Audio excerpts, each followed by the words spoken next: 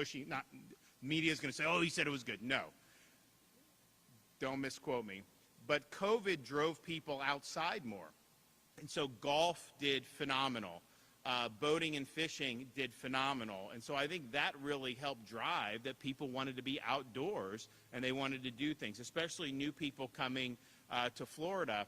And I know there were a lot of people that would move here and they're like, okay, I guess I got to start boating. And so they'd buy a boat. Now, some of them didn't know how to operate the boat, which caused some problems. But we kind of, hopefully can figure that out. I know we've worked hard on that. So you've had this massive boom in outdoor recreation, and we've really been at the forefront of that. We are the top boating state. We consistently rank #1 in marine expenditures and boat registrations. We have over 900,000 boat registrations as of 2023, and probably higher now that we do that. And we have over 4 million licensed anglers, and is known as, and of course, you would expect that, being the fishing capital of the world. We've been able to do a lot of really neat things. We did do discounts on sportsman hunting and fishing licenses. We were able to issue more than 75,000 gold sportsman's licenses, which generated $24 million in revenue, even though it was a big discount for the purchaser. We did extend that program to provide even more discounts on several fishing and hunting licenses, including the lifetime licenses. If you want to get out and try your hand at fishing on any of our salt or freshwaters, you can purchase a combined annual fresh and saltwater combo license for just $5. And $5 doesn't buy what it used to buy. So if that's there, that's a pretty good deal. We've also solidified our state's reputation for boating and fishing. We want to continue to do that. So if you look at people that are here, our Florida residents, this is an important part of our culture. It's also an important thing that draws people to want to visit the state of Florida. When I became governor, Florida typically would get about 80 to 90 million visitors a year. And we saw that increase a lot over the years. And most recently, we had 142 million visitors to the state of Florida. Now, I view that as something that can help the economy, all this stuff. I also view it, I would rather have them pay the taxes than us pay the taxes. And so, you have an opportunity. People come, they buy things, they pay taxes on all this. And so we have an opportunity to continue to offload tax burden away from Florida residents and towards some of these 142 million visitors. I mean, I think that only makes sense, and we're probably the only state in the country that can get away with that. That's why I've been going after these property taxes so hard, because we can do something about this. People see property taxes go up because their values of their homes. I just saw the Tampa Bay area saw an increase of 23% going up, and it's because the values have gone up. That's true nationwide, but Florida has been even more because there's been a lot of demand. And so people are now having to pay on a home that they bought 10 years ago for a certain amount. Now they're being told it's worth twice that much, and they got to pay more in taxes. Well, how is that good? And then at what point do they stop taxing you? It's like you engage in transactions, and like you pay a tax. Hopefully you don't have to pay any tax, but if you do, you want it to just pay and then not have to deal with it anymore. And yet on these property taxes, it's like you could be a productive citizen 50 years in your home, and they still hit you up for more and more tax. At some point, you either own your property or you don't. And if they can come in and take the property from you because you're not ponying up tax, then you don't really truly have private property. So this property tax issue is a really big deal. I know where I go and talk with folks around the state, this is the one thing. Now, the state doesn't administer that. That's done locally, and you've had local governments, and some have been more reasonable and more responsible by rolling back rates so that taxpayers are held harmless, but others have not done that. Others have increased millage rates. And for what? Why would we be going after homeowners? So I think it's a really significant issue. We're going to want to continue to do it. But you have all these people that visit, and it used to be they did the analysis when we used to have 80, 85 million visitors. It was about 18 to 20% of the state sales tax revenue came from those visitors. But now that we have 142 million, I think it's at least a quarter of Florida sales tax revenue, and maybe as much as a third. But then you also have to count in snowbirds, We've got people that live here for 3, 4, 5 months a year who are not Florida residents. They're also contributing to be able to do that. So, I view that as a potential for us to really deliver relief to Florida homeowners. That'd be the best thing we can do. You know, we can't control at state government the amount of value that your home goes up or not, or how much a home costs. You know, that's a private market. I think there's a lot of distortions in that market. I think the Fed, how they've mishandled interest rates, we can go on and on about that. But the reality is we're limited in what we can do. But the people of Florida, through their Constitution, have the ability to set or not set taxes, right? So you're able to do big-time reforms. So we're teeing that up, certainly for the 26th ballot, and I think this is really, really important. But nevertheless, we have people coming here, and this is a big reason why they're doing it. We have had the biggest tourism year in Florida history. We have secured an all-time record, almost 16% share of the total domestic visitation market for the entire United States of America is just in Florida. Now, you do the math, we got 23 plus million people. The United States as a whole has 330 plus million people. So we're like 6.5%, 7%, and yet we account for more than double our share of the population in terms of the visitation. So that's really, really good. Now, that's all great, and it's all great to say you're doing good stuff, but my view is you know, we always want to do better.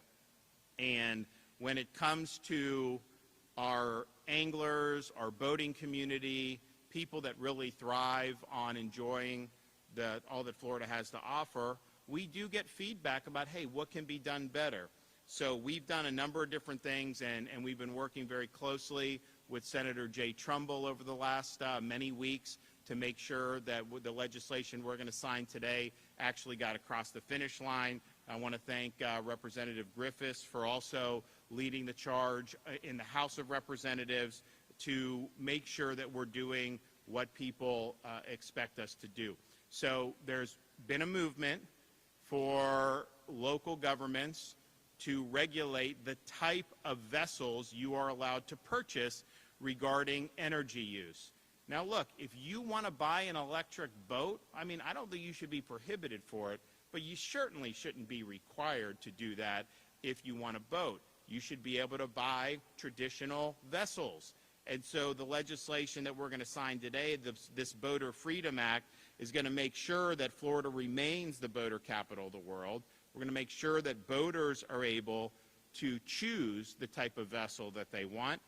We're not going to allow local governments to step in and block the ability to purchase and for the businesses to sell vessels based on the source of fuel that those vessels are using. You know, we know a lot of families opt for used vessels, and of course they're going to be gas powered. People want to be able to afford this, and if you impose these draconian restrictions, you're not going to be able to do it. We also want to right a wrong that has happened in terms of how people are approached on the water by law enforcement. Now, current law allows both state and local law enforcement to pull a boater over when no probable cause or suspected violation has occurred, and to conduct inspections. Inspections may include personal property searches, sometimes leading to further law enforcement action beyond merely safety compliance. Now, people have tried to address this in the past. It hasn't really fully worked, but if you think about it, if you're walking down the street, law enforcement can't just go up to you and stop you and search you if there's not a basis to do that. You got to have probable cause to be able to do it. Same thing if they want to go on your property, or they usually would have to have an actual search warrant by a judge that would say probable cause is there. But even in exigent circumstances, they would never be able to just do this without there being a basis to do it. So, but yet on the water, that really isn't the case. And so you've had people. I mean, we had a guy. It made the video went viral. You know, they board his vessel. They have him blow the breathalyzer 0.0. didn't have any, wasn't drinking, and there was no basis to do it. There was no activity that was suspicious. There was no safety violations. There was no reckless boating. And it was this whole thing. This guy ends up getting arrested. And I'm just thinking to myself, that is not what we want. And I know that the folks at FWC and, by and large, the local law enforcement, you know, have worked really hard to respect this under most circumstances. You had examples where you need swift response. I mean, we just had, you know, there were kids polluting waterways. They were dumping full trash cans of rubbish off their boat. And so you go in and you obviously want to see an intervention there. You see somebody operating a vessel under the influence of alcohol or just recklessly operate. That puts other people in danger. You want to see an intervention there. And I think by this legislation protecting you against suspicionless searches, I think it actually will be a better allocation of resources, not just for FWC, but also for the other local law enforcement agencies who are really important in keeping our people safe. If there's a basis to intervene, you know, that's one thing, and no one's going to say. And you may have probable cause to suspect something, and then it may turn out that things are fine. That's kind of the way it goes. But to just go in without any basis is not the way we want to do it in the state of Florida. And I think it's unnecessarily created friction between the boating community and some folks in law enforcement. So I want to thank Roger Young for really being strong on this, to making sure that our law enforcement efforts are focused, that they're targeted, and that they're really doing what we expect to do, which is identify possible violations, bring people to account, and ultimately protect the safety of everybody else in our communities who are using our waterways. Finally, the legislation I'm signing today will invest in additional boat ramps, parking, and marina programs through Florida Fish and Wildlife that will ensure the public has access to the waters of our great state, both here in Northwest Florida, further down on the Gulf Coast, and our communities on the Atlantic coast. So this is really significant legislation today. I know there's a lot of people throughout Florida that are going to be happy that this legislation finally got across the finish line. I know there were some hurdles along the way, and I know that the folks in the Senate, particularly we were working very closely with, were able to get it teed up and in a way that led to its passage in both chambers. So thanks for everybody that's been involved. We'll hear from Roger first, and then we'll hear from Senator Trumbull. Roger. Thank you, Governor. It is an honor to be here. And as always, we appreciate your leadership and your support for our marine industries and our marine resources here in the boating and fishing capital of the world. And hearing your list of accomplishments and promotions that we've done, both in the fishing industry with license promotions and helping promote people to get outside, there is no doubt that you support our citizens and our visitors getting outside and enjoying our great outdoors. And there's no better place to enjoy a day on the water than here in the Panhandle and here in this beautiful community of Panama City. You know, as summer grows near, so does boating season. And as boating season comes, we want to make sure that we're out in full force, making sure everybody's safe on the water. We want everybody to enjoy their time on the water. So this bill will do just that. It will enable us to help keep our families on these waterways safe by us focusing on violations that are occurring that we're seeing. Reckless operation, careless operation on the water, help keeping our waterways safe and keeping our families safe. And don't forget, as the Governor said, this is Memorial Weekend coming up, so this marks the start of our Gulf recreational red snapper season here in the Gulf, so we encourage everybody to get your families outside and enjoy that. We want everyone to go out and enjoy our environment and to fish and to boat and enjoy the outdoors with your families, because that's really what it's all about. It's what living in Florida is all about. And Governor, I want to thank you for your continued support as we work together to provide more access, more freedoms, and more opportunities for the Floridians and visitors here in Florida to keeping this the great free state of Florida. Thank you. Thank you. All right, Jay.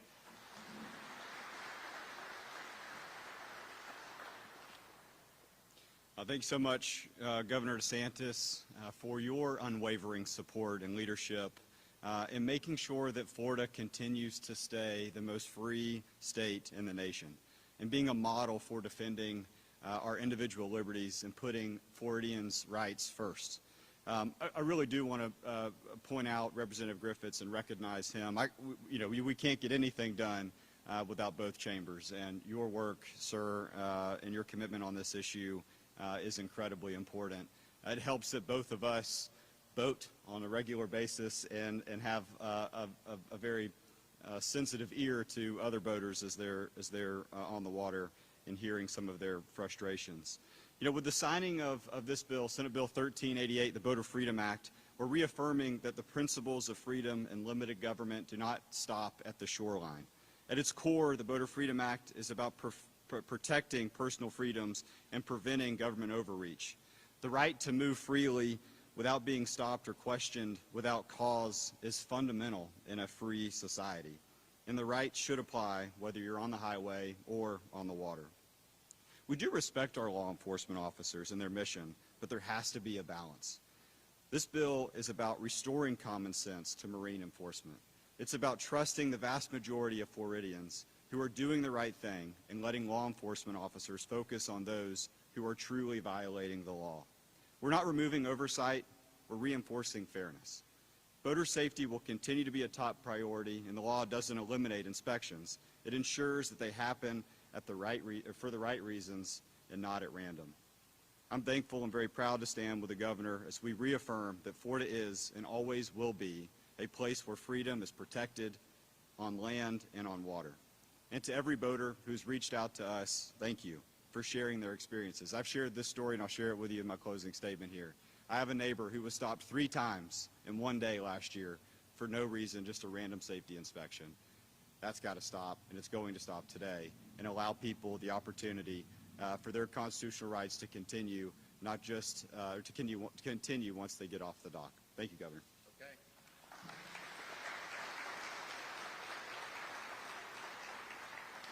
Hello, everyone.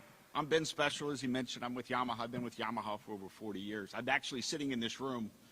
I'm a little bit of a gearhead, a geek, and I'm looking at every one of these engines that say Yamaha on. I've been involved with since conception.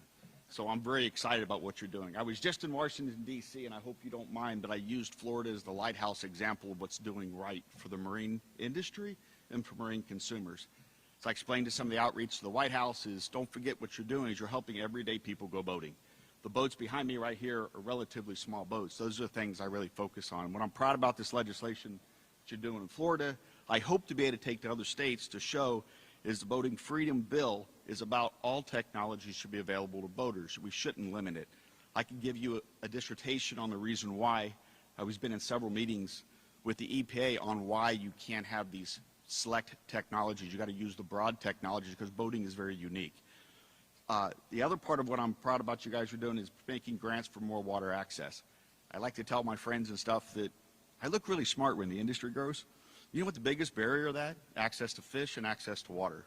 The more boat slips, the more ramps, the more capabilities, everyday people can go boating, the industry will grow. And that creates jobs both here and in many other states. I know many of the companies that have built these boats and these components, and they really appreciate Florida. I travel the globe for Yamaha, and I use Florida as the lighthouse for the marine industry. It's sad to see other countries not have this type of water access. And access to everyday consumers, it's important that you're doing this stuff. Very proud of what you're doing down here, and we thank you very, very much. And I do have to say one comment. We woke up yesterday in Louisville, Kentucky, after flying from Washington, D.C. back to Louisville. We live in Atlanta. My lovely wife spent 12 and a half hours driving me down here yesterday because of this event. That's how important it was to me. So I cannot express to you enough how important it is. And I know we have other items we want to work on getting South Atlantic right, like we did in the Gulf of Mexico some years ago. And I'm very passionate about making sure that gets done with NOAA fisheries. So thank you very, very much, and I'll be around for a little bit if you have any questions for me. Thank you.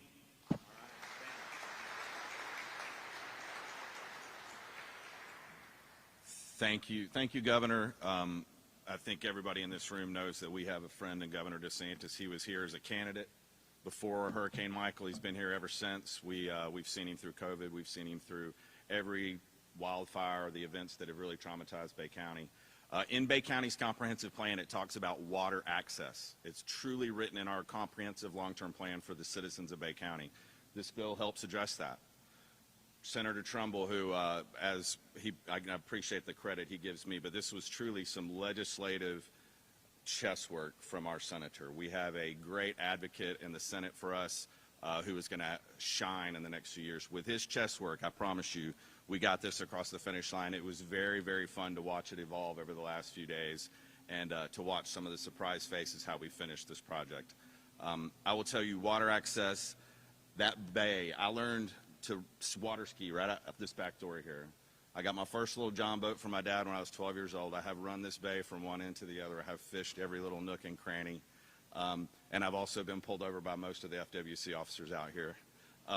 They're great guys. They're amazing officers. They do a great job, and they protect our waterways. And that's the intent of this bill, is to put them back on the perspective where they really need to go out and protect the waterways and concentrate on those bad actors that we have in this bay. We do have some bad actors. We want to thank y'all for all being here. We know that y'all love this bay and the waterways of Bay County as much as I do. Thank the governor, his staff, Cody Farrell, who and I have been talking about this bill for over 3 years now. I'm glad to see it get over the finish line, and thank y'all for being here. We appreciate it. All right, let's get it done.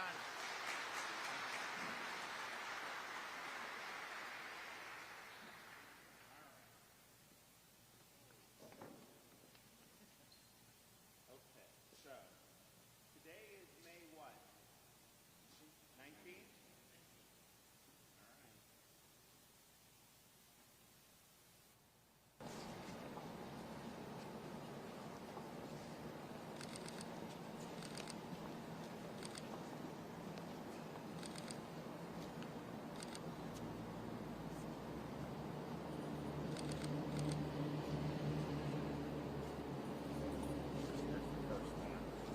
That's the big one. And this is the add-on.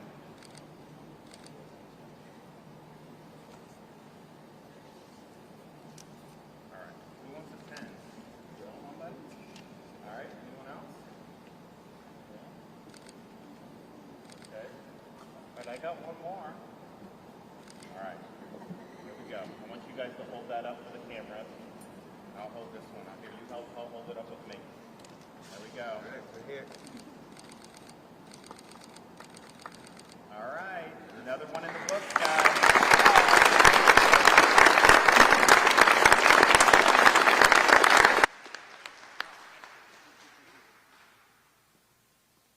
Well, thanks so much. We have been working on this for a while. I'm glad it got across the finish line, and I know a lot of people will be very much appreciative. I do want to take a moment as we get into Memorial Day weekend, as people are going to enjoy the largest Gulf red snapper season since state assumed management in the history of the state, which is in this era. We need to do the same in the Atlantic. I think they had 1 or 2 days last year where you all had 103, or what was it? Some over 100 here. We're going to do much, yeah, and we're going to do much more than that this time. Don't tell, it's the same thing. The federal bureaucracies, everything, they inhibit access. They have flawed data. We could do the same thing in the Atlantic, just like we've done here in the Gulf. I could tell you everything is thriving. The populations are strong. The anglers are having a great time. It's important for our culture, for tourism. So we can do the same thing over there. So we have put in a request through the Department of Commerce and the NOAA agency. Send us the management of the Atlantic red snapper.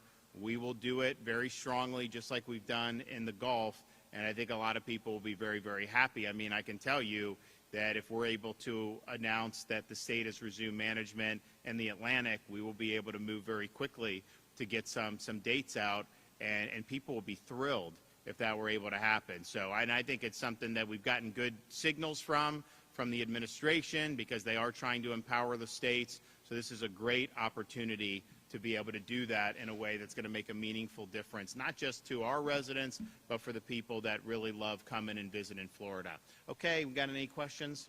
Governor, one of the things Senator Trumbull said was restoring some of the common sense practices back into some of these things like these stops. What specific portions of what this bill is going to be going at would you say lacks common sense as far as stops or whether? Well, I think what the senator said, I mean, when you have somebody who is stopped 3 times in one day without there ever being a basis to stop them, then you know something's wrong. The way we do things in America is government's supposed to leave you alone. If there's something you're doing that gives law enforcement a basis, and it doesn't have to be beyond a reasonable doubt you've committed a serious crime. It could be, reasonable suspicion, probable cause, depending on the circumstances. And I saw Tommy Ford here. These guys all know what they do in regular police practicing. So when you say you could just board a vessel and start searching for no reason, it's not even like people are doing anything wrong and that they're worried that they're going to get discovered, although they could find something that they didn't have a basis to that would normally not be allowed. But I think it's more just people feel like they're being violated to have someone come in and start rummaging through. It's just not how we do. It's the same thing if someone wanted to come in and just start searching your house without a basis. People just would feel that that's something that's wrong, even if there was no wrongdoing involved in terms of that law enforcement found anything. So I just think it cuts contrary. I don't think that that's how most of our officers have actually behaved. I think a lot of them have been very respectful and very professional. But I also just know, the law being what it was, the prior attempts to get this in a better place weren't really successful. You have had these situations. So I think because of what the Senator and Representative Griffiths did, I think this is going to end the issue once and for all. I think we finally have great protections for people, and I think people are going to be very pleased with it. All right. God bless everybody. Take care. We'll see ya.